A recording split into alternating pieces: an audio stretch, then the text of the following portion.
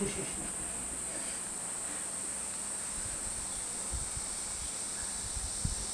truth, a little fantasy, and a little enigma.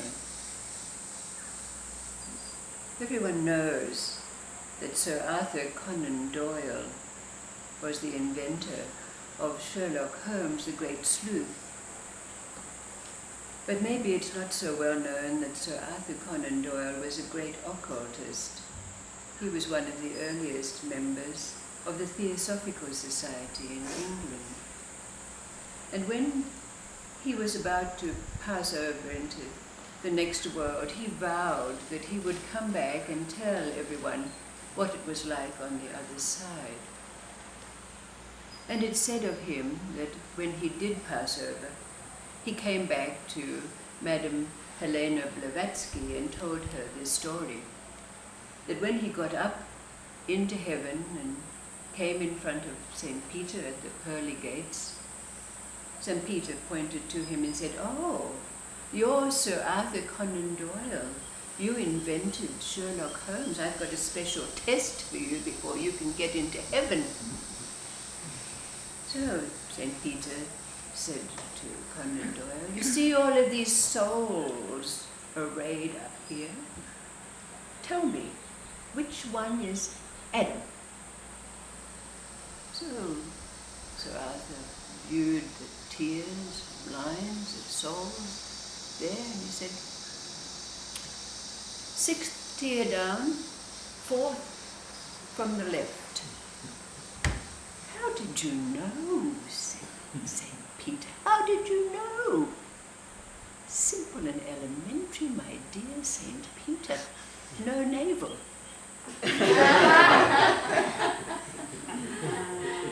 But after he told this story to Madame Blavatsky, he said, "But you know, it was very strange. When I saw St. Peter, here he was arrayed in this wonderful white gown. He had a shining aura about him. But you know, he's completely bald. Hasn't got a hair on his head." And you know, there's a story about that. How St. Peter came to be bald. You know, he was wandering with Jesus Christ along the roads. You know, they were going about their business, saving souls and baptizing babies and founding religions and all of those things. And they happened to be walking along the road when they came across a farmer whose wagon had tipped over into a ditch, and there were vegetables and eggs and cheese strewn all over the road. Well, St. Peter turned to Jesus and, "Tut, tut, tut, poor man." But then they could see the farmer kneeling at the side of the ditch, so they went over to him, but of course he couldn't see them. He had his back to them, but they could see he was rather a burly fellow, rather ruddy of complexion, and he was kneeling there saying, "Lord, I deserve everything that you've done for me. I have been recalcitrant, I have been bad, Lord, I have been bad, and I wasn't paying attention when that big stone was in the middle of the road. I deserve everything that I get." So Peter turns to Jesus, he said, "Oh, what a pious and humble man. Let's help him." Says Jesus, yanks St. Peter up the road. St. Peter's dragging behind, wanting to help the farm. Jesus is pulling him along, and he keeps turning back, and Jesus keeps pointing him in the right direction. So, of course, Peter starts scratching his head. But they get a little bit further down the road, and the same thing happened again. Here was this farmer, his wagon in the ditch, all shattered in one side, and there is the farmer. He's kneeling too, but he's not being supplicant. He's cussing like you wouldn't believe. He's saying things that St. Peter had never heard. He'd never covered in manure. Or a wagon that made love to you, mother. So he turned to Jesus. I said, don't go there, just leave him. Jesus marches over to the side of the ditch where the farmer is on his knees cussing, and he says, oh, what happened? The farmer looks up at him and said, can't you see what happened? And then rained a string of expletives at Jesus. St. Peter recoiled, trying to get Jesus away. But before his very eyes, and to his very great shock, Jesus Christ walks over to the farmer and sucks him straight in the jaw. Lays him out cold. St. Peter is aghast. If he'd heard it once, he'd heard it 1,000 times. Jesus Christ saying, never, never strike another. And here he was, knocking this farmer out cold. So while the farmer's lying in the ditch, out to it, St. Peter watches as Jesus Christ takes his little walking stick and walks over to the wagon and puts it under, leaves it up, and in just a minute, less than a minute, the wagon's out, repaired, and all the goods are all back in the back.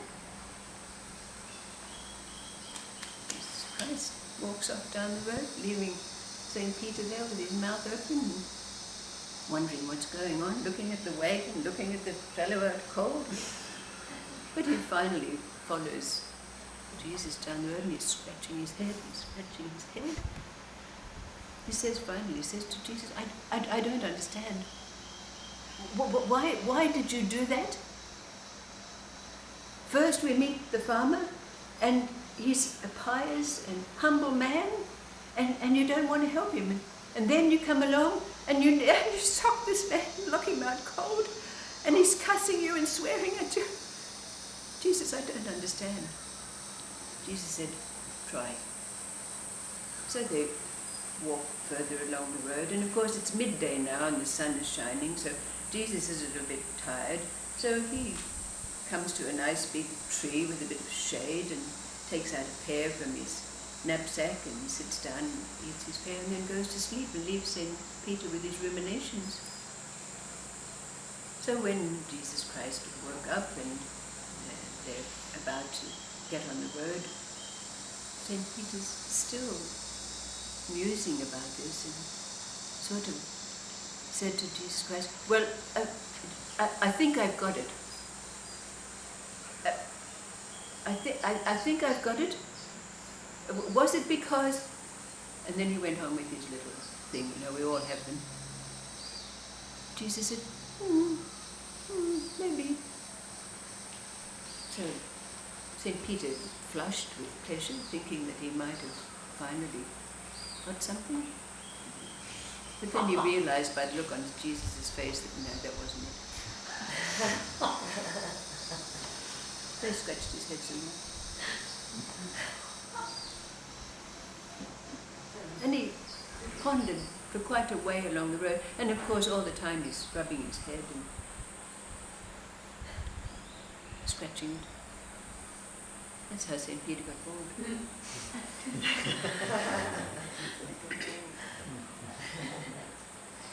Because we know, we've been St. Peter too. We've had, and we continue to have these enigmas in our life. When something comes out of our mouth unexpectedly, we think, where did that come from?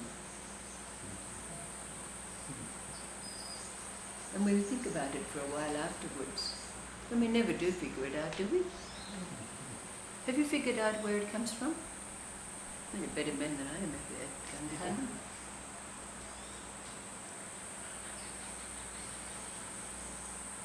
And this story has lived, Sir Arthur Conan Doyle really was a great occultist, there's no doubt about it.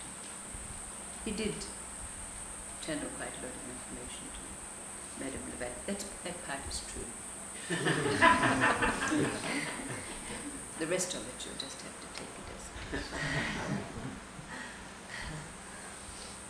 But these poses remain with us. These enigmas, these paradoxes. And there's so many stories that have been told over the years relative to this. In fact, most of the stories that are told bring us to this point, don't they? That paradox, that question that remains over our heads. But at least all of us here have come to recognize that we don't have to go bored scratching our head trying to figure it out with our minds now. We have to go deeper to find the answers. Is it a place? Is it a place that we go to? We can point to ourselves when someone asks us, who are you? And we'll point here and say, oh, I'm so-and-so, and I do such and such. But is it really here? Now when you look, to find that place where these spontaneous expressions come out, responses, poetry, music, thoughts, actions. Where do they arise from? Where do we find the answers?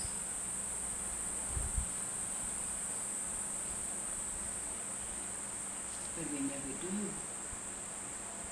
Have you ever found an answer?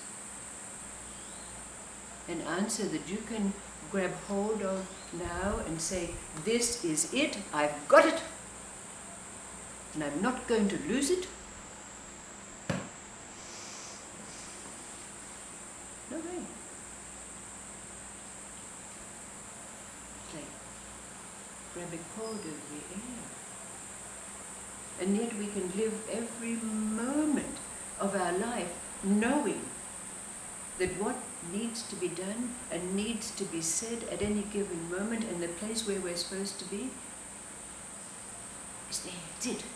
Here I am. This is here. And what needs to be said and done will be said and done without any thought about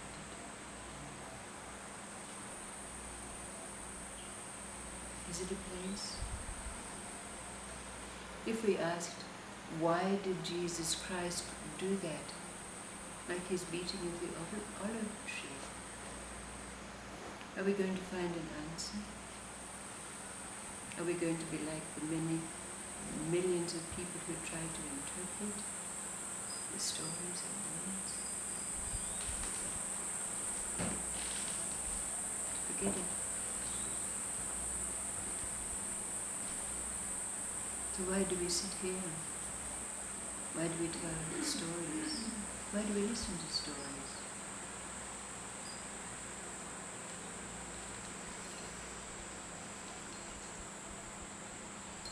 You know, it's real. There's no question.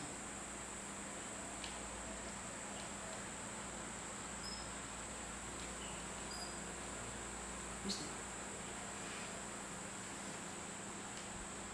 But if the question arises as the stories go, we have to look for the answer, because that's our fuel.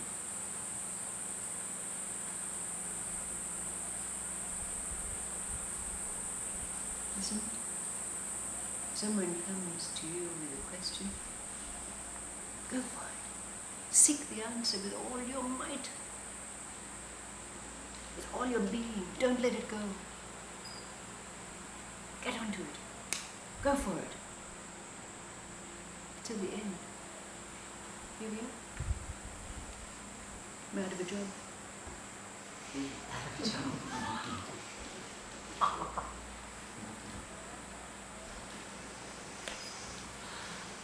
Isn't it so?